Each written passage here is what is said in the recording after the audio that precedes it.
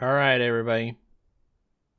I hope you are all in for a loaded weekend here on the Closing Tack Network because I am recording this on a Friday. And I'm telling you right now, over the next 3 days, there's going to be 3 separate podcast episode drops. So keep that in mind as you're being hit by push notification hell from your favorite podcast provider or YouTube. Speaking of YouTube and push notifications, be sure to like this video, hit the bell for notifications, and subscribe to the channel. That way you are notified every time a video is dropped. So with that out of the way, we can finally put an end to Detroit Watch and to Doc Watch, because as of right now, March 1st, 2024, the Detroit Pistons are at 9 wins and 49 losses, which means even if they lose out for the rest of the season, which I don't think they will, and I'll tell you why here in a minute, they will avoid the worst record in NBA history. Barely. But they'll avoid it. They will successfully avoid infamy. Sorry, Charlotte Bobcats fans. You're still the worst team in NBA history. And I don't think they're going to lose out because teams are basically giving up on the season left and right. No names mentioned. The Utah Jazz. And never mind the worst record in NBA history. Right now, the Detroit Pistons don't even have the worst record in the NBA today. That distinction belongs to the Washington Wizards, who have one more loss than they do. So there's that. And Doc Rivers, well, he is now 7-7 as the coach of the Milwaukee Bucks on a nice hot 4-game winning streak. So we can officially put an end to both of those. Before I get to the main reason why I've decided to record a sports talk or Sports Central episode, I wanted to bring up the Los Angeles Clippers. Now, as you probably already know, the Clippers are going to be moving into a brand new arena next year. Well, in a few months. They've all but officially played their last road game, I'm using air quotes, against the Los Angeles Lakers at Staples Center as co-tenants of Staples Center. Well, now it's called, what's it called again? Crypto Arena or whatever the hell it's called. To me, it will still be Staples Center. Just like all those years that the Jazz were playing at a building called Energy Solutions Arena or Vivint Arena or whatever name it was being called, it was always the Delta Center. They've only recently confirmed and made it official that it's still the Delta Center.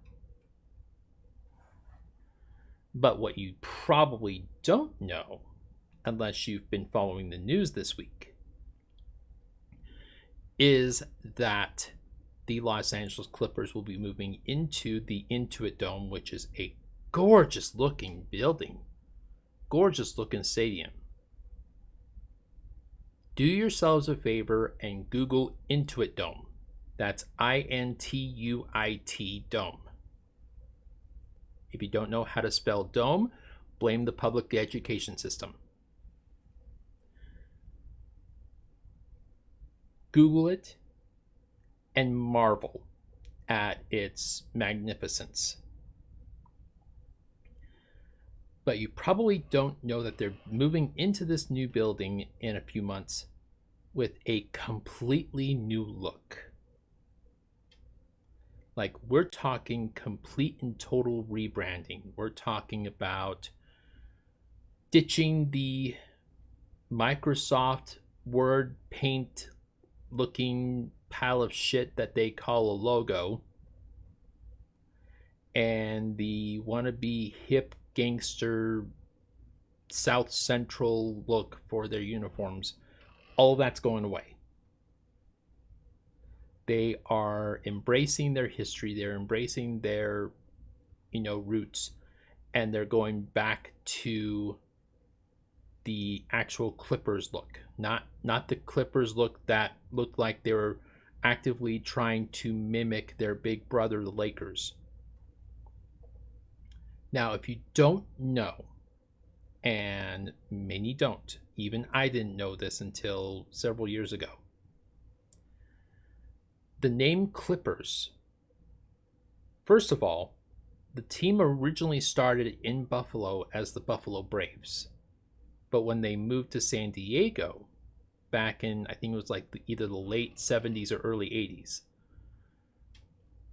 when they moved to San Diego, they renamed the team to the Clippers. Now, the reason why it's called the Clippers isn't like hair clippers or nail clippers or anything like that. It's the type of ship that they wanted to kind of embody as the team's mascot. But a clipper is a type of ship. I don't know exactly what kind of ship it is, but most of the original artwork and the original logo work, when they originally moved to San Diego, this was before they moved to Los Angeles, was revolved around this particular type of ship. So when they decided to rebrand very recently, I think it was like within the last year, they decided to go back to that particular look. So if you go online, I won't pull it up here because I've got internet issues right now. If you pull it up online, you will see that there is the new logo is going to be a circle, and the circle is going to resemble kind of a rose type of emblem, but inside that rose looking emblem is going to be the Clipper ship. So it's looking really nice. Like, I will commend the Los Angeles Clippers marketing department. They are doing an excellent job with this rebrand. Unlike some teams, again, no names mentioned, the Jazz. A little pent up frustration with them right now. Just a little. But they will be keeping the red, white, and blue color scheme, but it's going to be different shades of blue and white, or blue and red. So instead of like the very basic, very generic blue and red that they've got now, it's going to be kind of like a darker, almost burgundy type of red, and it's going to be more of a sea blue, like deep ocean blue, not like really bright blue, but more like a darker ocean type of blue. So again, I encourage everybody that's listening to this or watching this to go online, look up the Los Angeles Clippers rebrand. Also look up Intuit Dome. That's again Intuit Dome.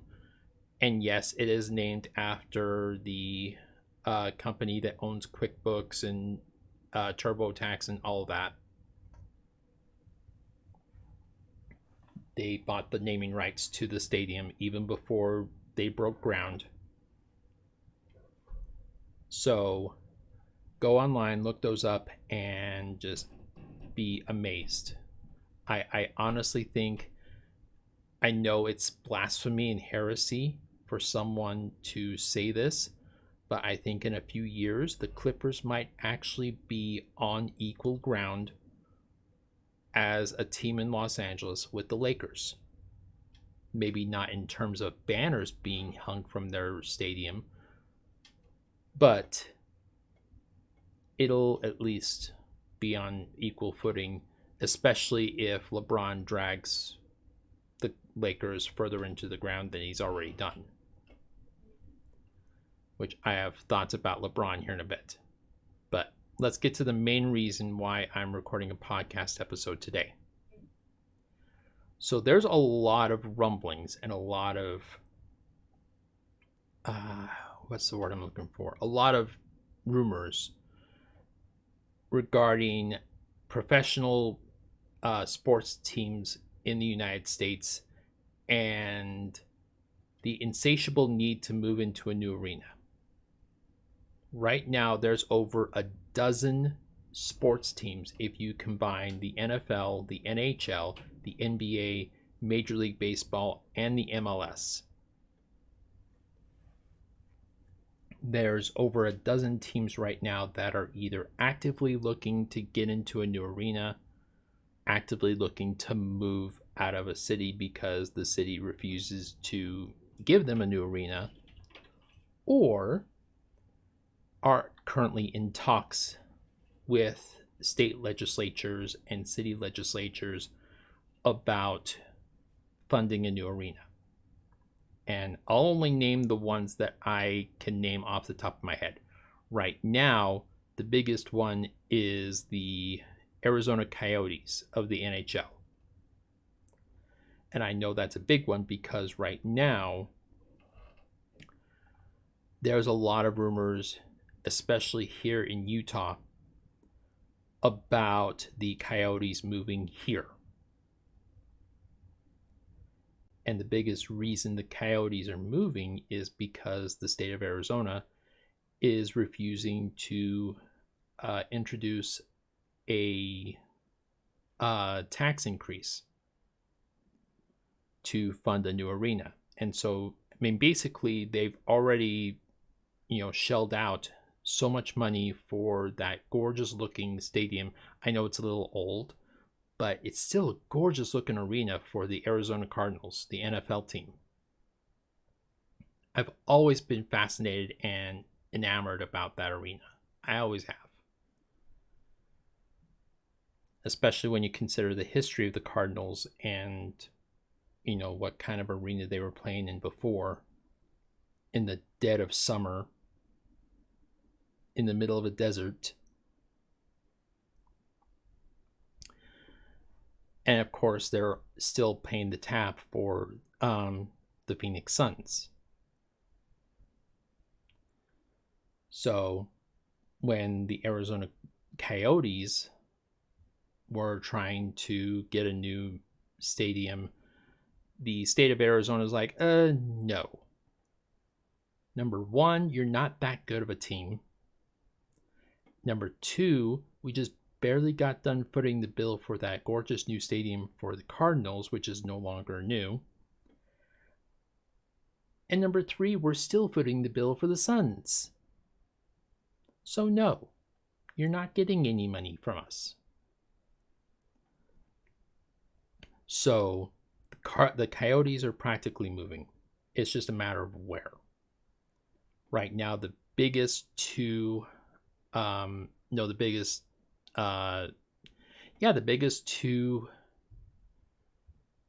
destinations or rumored destinations are Salt Lake City, Utah, and Boise, Idaho.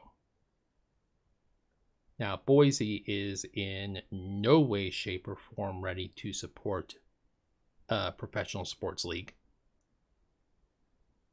But Salt Lake City has been making a big push to bring the Coyotes here. which of course ties into another team that is right now going through arena issues, and that is of course the formerly, well, I guess they're still in Oakland for one more year, the Oakland A's, Major League Baseball team. Right now the going plan is for them to move to Las Vegas permanently. So they will be the Las Vegas Athletics or Las Vegas A's. Which, if you're just going to go that route, you might as well just rename the team.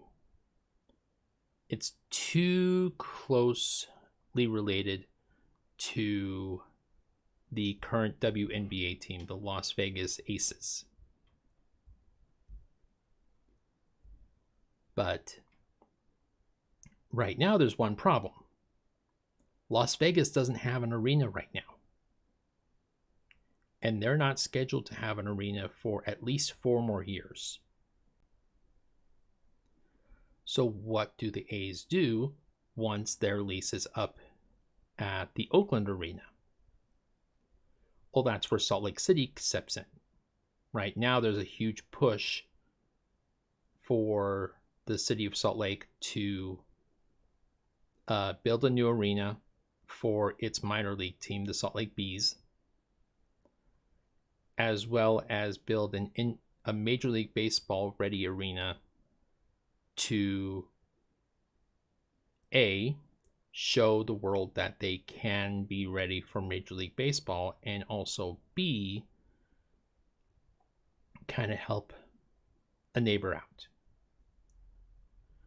So the idea right now, from my understanding, is that Ryan Smith, the owner of the Jazz, majority owner of the Jazz, I should say, not the sole owner, in conjunction with one of the minor owners, former NFL player J.J. Watt. Yes, that J.J. Watt. They are going to try and collaborate on building a new Major League Baseball ready arena, which of course ties into the third team that I can name off the top of my head right now, and that is the Utah Jazz. Right now, as I mentioned before, the Jazz play in an arena called the Delta Center, which is the same Delta Center that they made famous back in the 90s. It's just gone through some renovations and name changes and that sort of thing.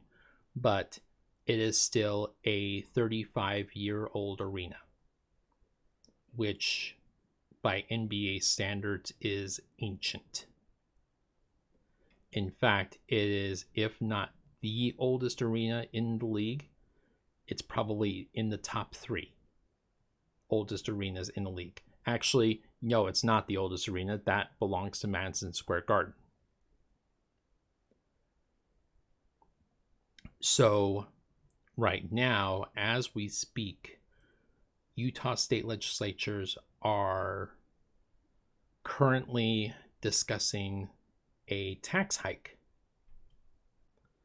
to help fund a new downtown Salt Lake City entertainment district, which would encompass an NBA team, like an NBA arena, which would be the home for the Jazz, but also a separate arena for an NHL team, which is rumored to be the new home for the Coyotes.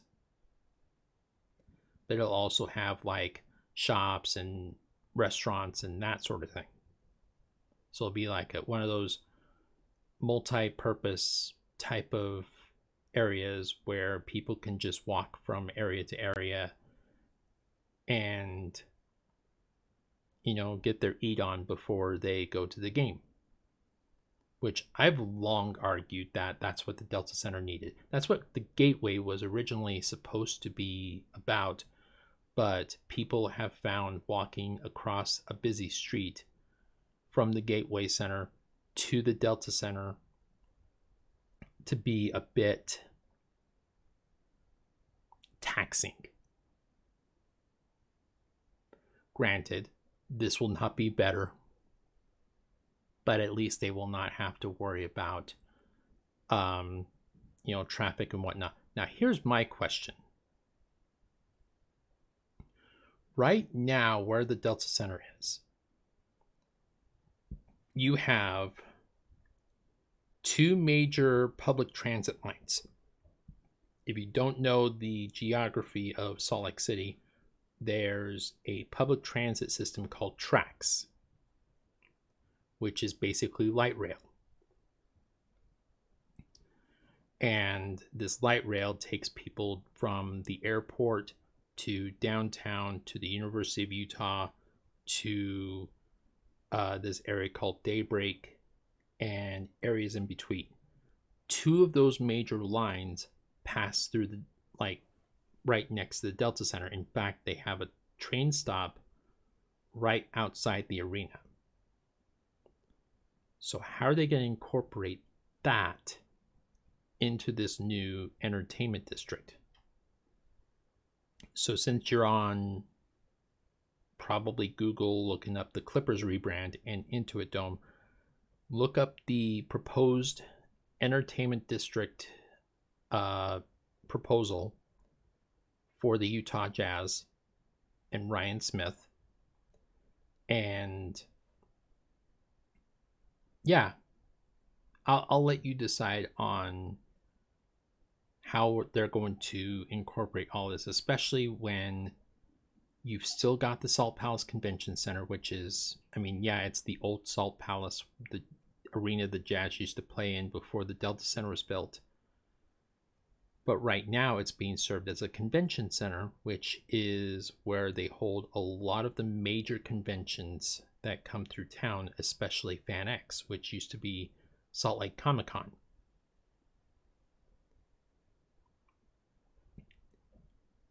So they're probably going to have to tear something down first before they start building.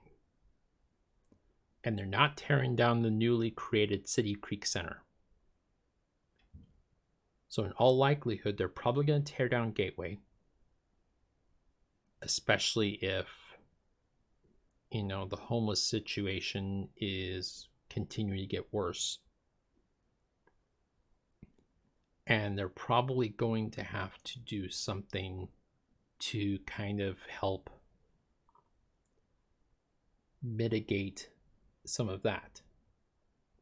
So that's the third arena that's currently being talked about. Another big one, kind of bouncing all over the place right now, going back to the NFL, is the Jacksonville Jaguars. Right now they're playing, I can't remember the name of the arena, but it's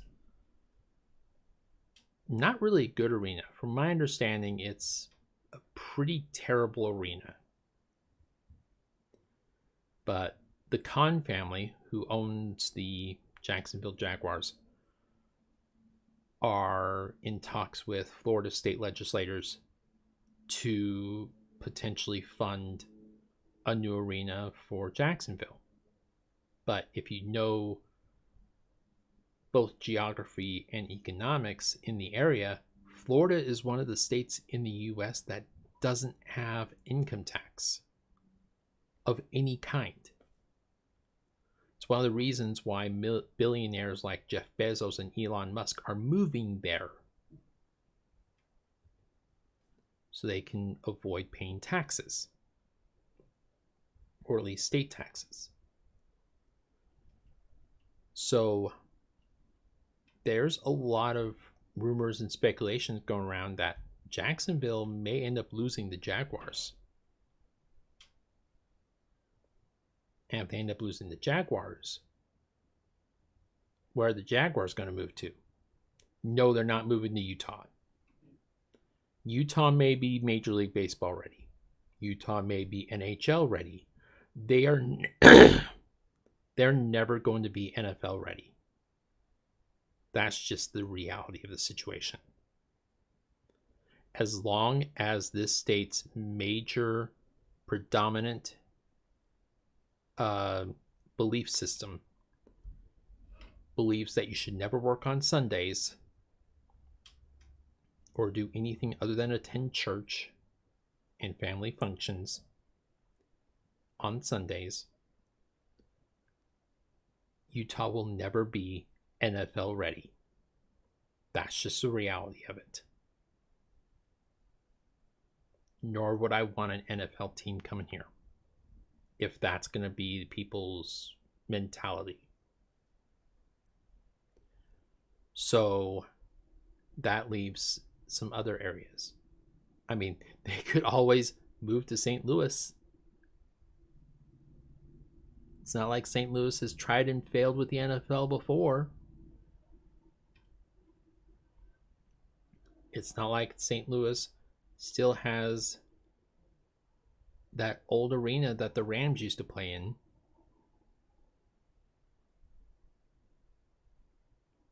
They could move the team to I'm trying to think of where else they would move the team to before I give the big rumor. I mean, they could always move it to Louisville, Kentucky. They could always move it to Memphis, Tennessee. But you still have the Tennessee Titans. And the Tennessee Titans are also going through their own arena issues. I don't know what the exact situation is with the Titans. I think they're still trying to approve a tax increase in the state of Tennessee. But it sounded to me when I last checked, and that was probably 2 weeks ago, that Tennessee's practically ready to go for a new arena. But the big rumor, I am not sure how logistically they're going to be able to pull this off. The big rumor is London. Right now, as you probably know, the NFL has games in London, but if you know the strategic and scheduling situation with the London games, they either have the team that's playing in London or teams that are playing in London for that particular week, either the week before or the week after that team or those teams take a bye week. So logistically, I don't know how realistic having an NFL team that calls London home is going to be. I guess what they could do is they could have all of the London teams' road games, quote unquote, either in Germany or all in one big blotch on the schedule. And then, no, because that wouldn't even work. So I was going to suggest have some home games at the beginning of the season, take a week to go fly into the States, have your road games, take a week off to fly back to London, but then that would cause the need to have 2 off weeks, which, if you know the NFL schedule, each team is only allowed 1 bye week, and that's for scheduling purposes. So if they were to move a team to London,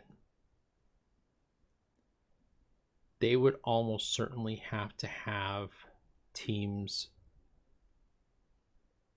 They would almost have to restructure the schedule so that teams can have 2 bye weeks. So in that way, the London team can take a week off to fly into the States so they can start doing their road trip, or I should say, and then take a week off to fly back home to start getting ready for the rest of their home games. But even then, logistically, what's going to happen if, say, for instance, this new team, be it the Jaguars or whoever, end up making the playoffs and then end up having a road game in the first round, either be it in the wild card or divisional round, and then the next round they're the home team. I don't know if logistically that would work. So there's a lot of logistical, it's a logistical nightmare, basically, is what I'm trying to say. So unless they figure something out, I don't think the Jaguars moving to London is going to be viable. Now, they could always move to Orlando, because right now Orlando doesn't have a team.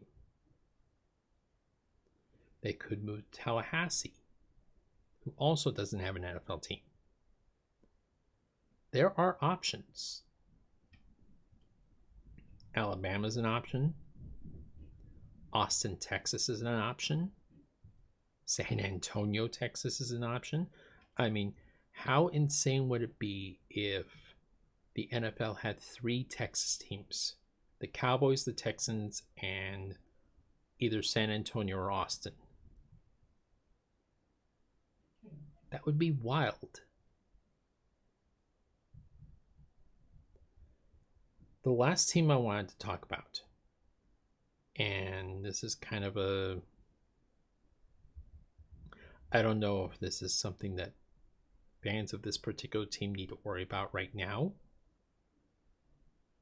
but it's something that's coming down the pipeline. And that is the recent Super Bowl champion Kansas City Chiefs. So I just got done watching a video. This is kind of what spurred this whole conversation. I just got done watching a video that talked about Arrowhead Stadium, which is where the Chiefs play. Now, right now, the main thing is that the state of Missouri just recently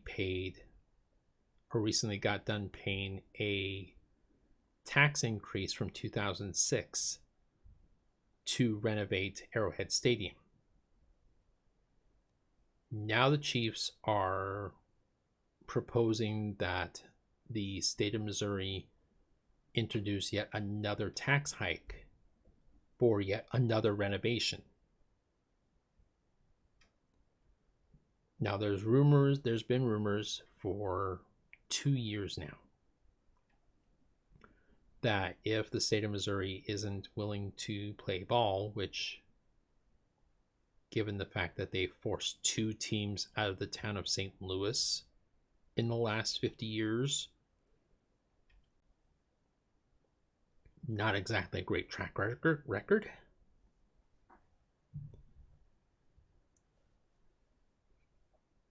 The Chiefs could potentially move to Kansas. I don't know where in Kansas they would move to without it causing a major issue,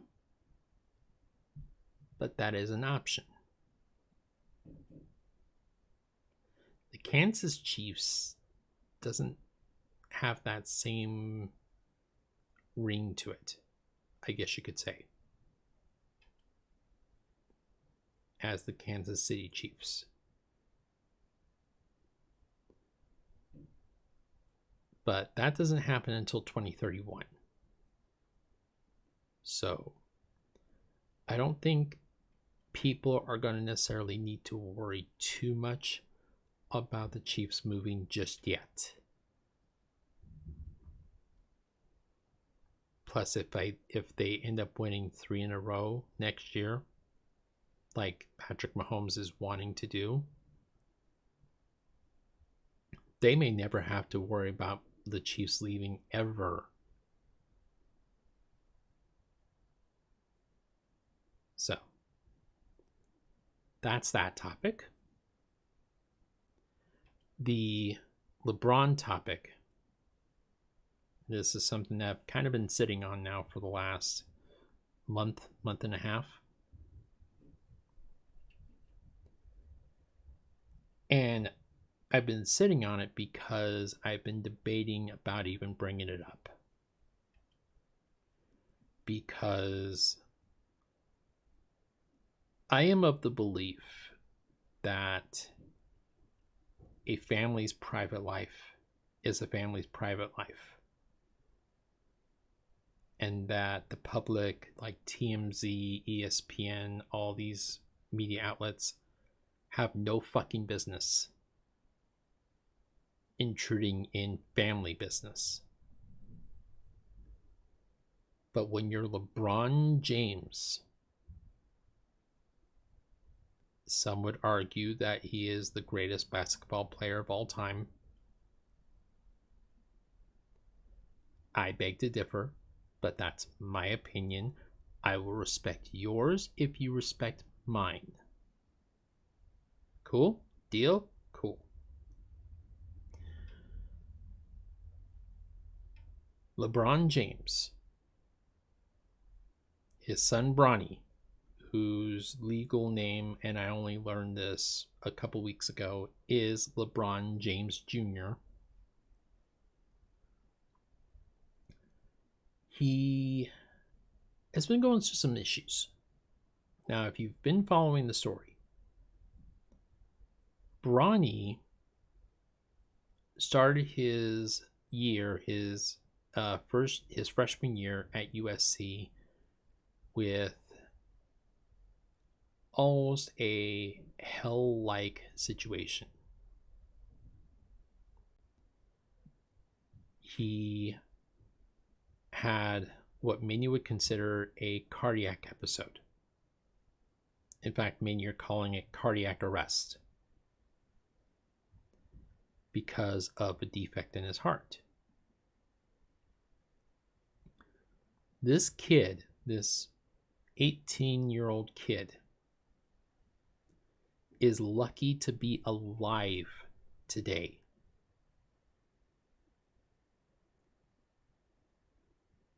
And I'm not trying to be facetious. I'm not trying to be hilarious. I'm not trying to be an asshole. I'm being genuinely serious when I say this kid is lucky to be alive. So, LeBron going on ESPN even after all of this happened and trashing mock drafts for not having his boy on the mock drafts, because let's face it, he's not having a very good year right now. It was like 2 weeks ago he scored exactly 0 points against Colorado. If he can't even score a single point against Colorado, what makes you think he's going to do any better against the Washington Wizards?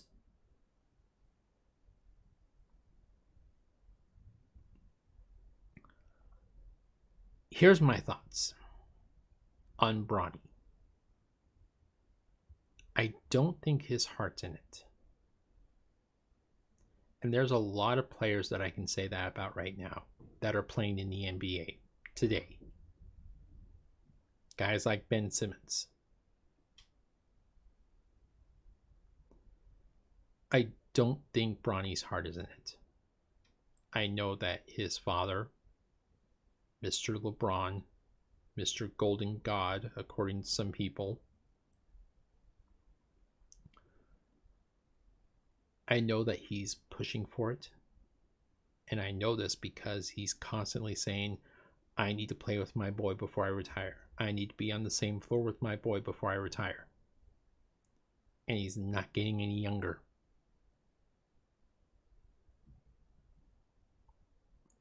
He is quickly, if he's not already 40, he's quickly approaching 40. So the pressure has got to be insane. And I don't know if his heart's in it. And I say that because you would think over the course of a 6, 7, 8 month collegiate season that he would show improvement, especially as young as he is and as determined as his father is. But if anything, he's gotten worse. And I say that he probably doesn't have the heart to continue going because, as I mentioned before, this kid's lucky to be alive.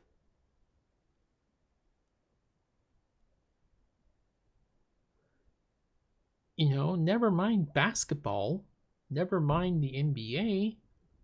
He's just lucky to be alive. And for LeBron, and with all due respect, with LeBron going all LeVar Ball on him and trying to, push this narrative, I need to play with my boy. I need my boy in the NBA today. If he was on the Lakers today, he would help win right now. Yeah, that's a laughable fucking statement.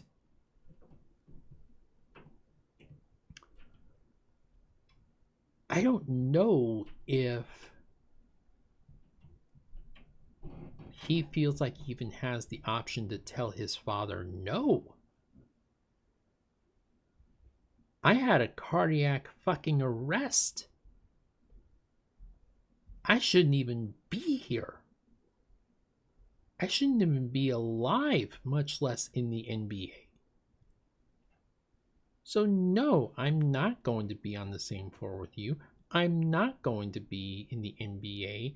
I can barely score points against lower level college teams. What makes you think I'm going to be any better in the pros?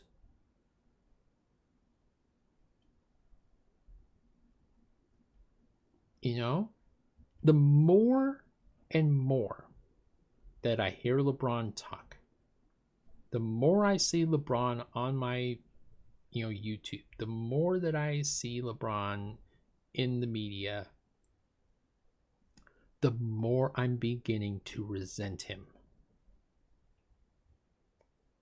Because he's making all of this. He's making the chase for 40,000. Right now he's only 9 points away from 40,000, and he's scheduled to play in a big ABC game tomorrow against the Denver Nuggets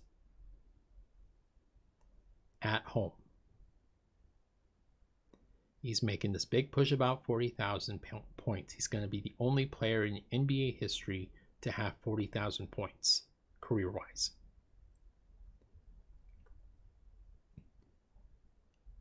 He's making everything. The push for 40,000, the Lakers season, the Lakers trying to get this person, that person, this person, that person. Bronny possibly coming up to the pros. He's making it all about him.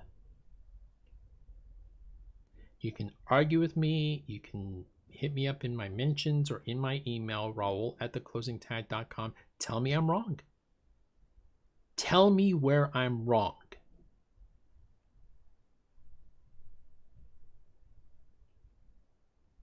LeBron James is the epitome of that saying from The Dark Knight, Harvey Dent. You either die a hero or you live long enough to become the villain. LeBron James, as great as he is, I've said repeatedly, he is the most physically gifted and athletic human being I have ever seen. And I'm old enough to remember Bo Jackson.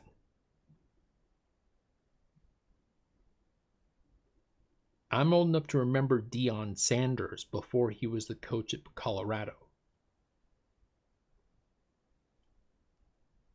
LeBron James may be the most physically gifted athlete I've ever seen. But that does not excuse him from doing what he's doing.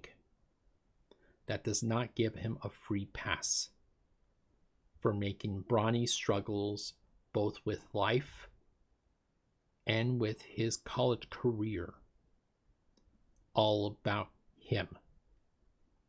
I compare him to LeVar Ball for a good reason, because he's the one guy that made Lonzo and LaMelo and LiAngelo, his three boys, he made their situations all about him. And LeBron is doing the exact same fucking shit to Bronny. He does not get a pass for that.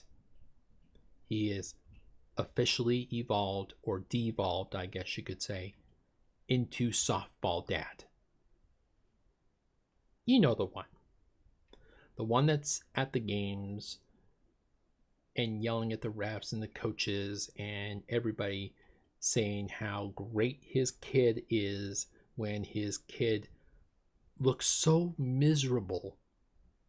His kid looks like he would rather be anywhere in the world but there. And this dad at the softball games is trying to live his failed dreams vicariously through his kid. Now, LeVar, that's an apt analogy. But with LeBron, again, 40,000 points, 4 NBA championships, multiple MVPs. Some would argue the greatest of all time. He's in my top 5. But he's not number 1 for me.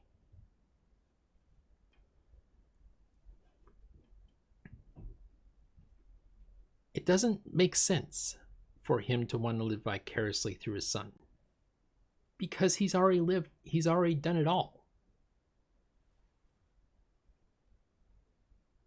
But he wants to play with his son. He wants to do the one thing that no NBA player has ever done. And that is play alongside their son. There have been plenty of NBA players that have had, their offspring go on to have great basketball careers. Mike Conley, Bill Laimbeer, Karl Malone, Greg Anthony, whose son Cole right now is playing for the Orlando Magic. You have all these players that have gone on to have sons or daughters play for the pros. LeBron may ultimately achieve that as well. I just don't think it's going to be Bronny. I just don't know if Bronny either A, has the physical or athletic ability, or B, even has the will or the heart. And I'm not saying that to be an asshole. I'm saying that, as someone that is genuinely concerned for his well-being. Never mind as a basketball player, as a human being.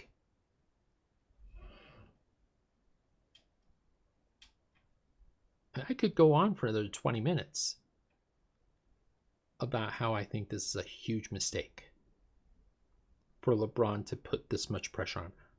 Honestly, if LeBron were to retire immediately after his push for 40,000, or if he were to retire after this season,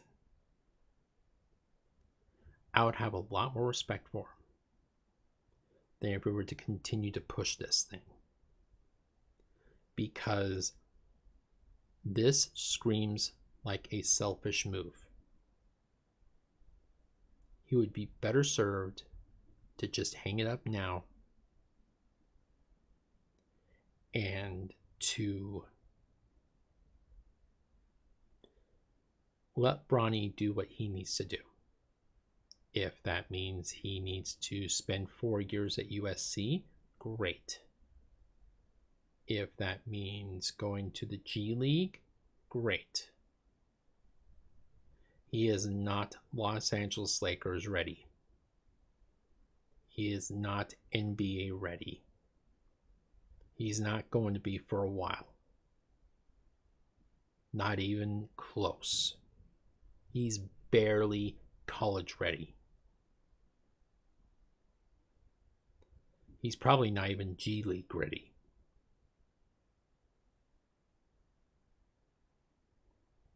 And I'm looking at this from a human being perspective. I know he's Bronny. I know he's LeBron James Jr. I know his father has more money than God. LeBron James may end up being an owner one of these days. He's already talked about how he wants to own the expansion franchise for Las Vegas. When, not if, the NBA is ready to expand to Las Vegas. I know that he's talked about that. And I'm sure that he'll do a relatively decent job. I just don't see his son playing in the pros. I just don't. I just don't see Bronny playing in the pros. Bronny's best move would be to stay at USC for 4 years, get his college degree,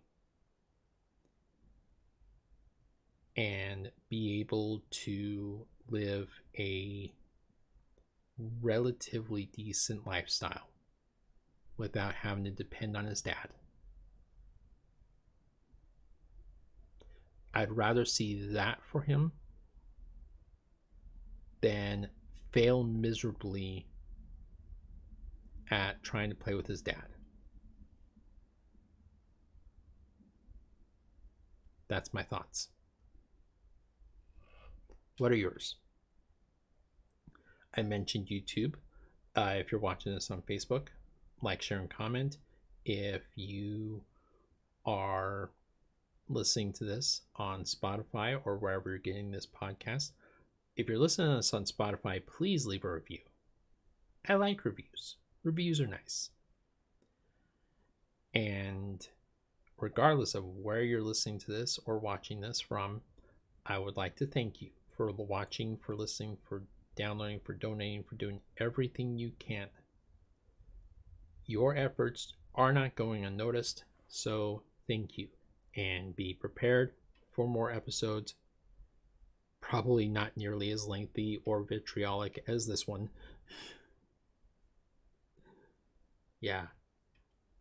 But in the meantime, take care and remember to include your closing tax. As I wake my mouse back up. There we go.